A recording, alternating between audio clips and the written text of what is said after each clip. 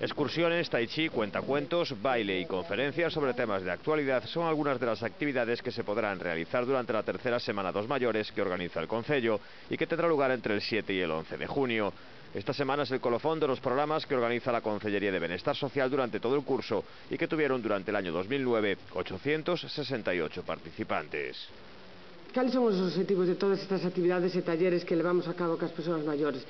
Pois un pouco mellorar a calidade e o benestar social das persoas maiores, potenciar o papel activo destas persoas, tamén potenciar as relacións interxeracionais e tamén as xeracionais, porque é certo que moitas persoas non teñen pois esa rede familiar ou social, a veces lles falla, non? Pois a morrer o seu marido, non teñen os fillos aquí, ou non teñen fillos, ou a veces cas familias non se leva un todo ben que se quixera.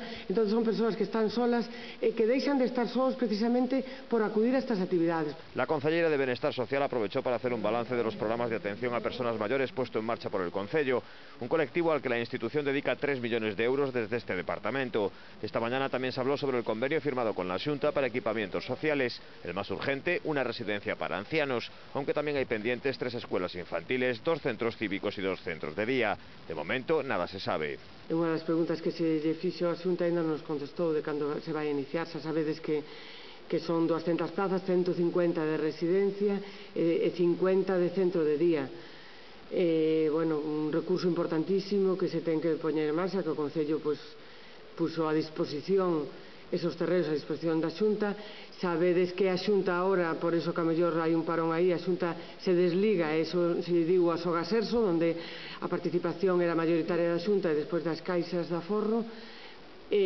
A Xunta parece ser que se sale do Sogaserso e o deixa solo a entidade privada e entonces, bueno, pois en eso estamos.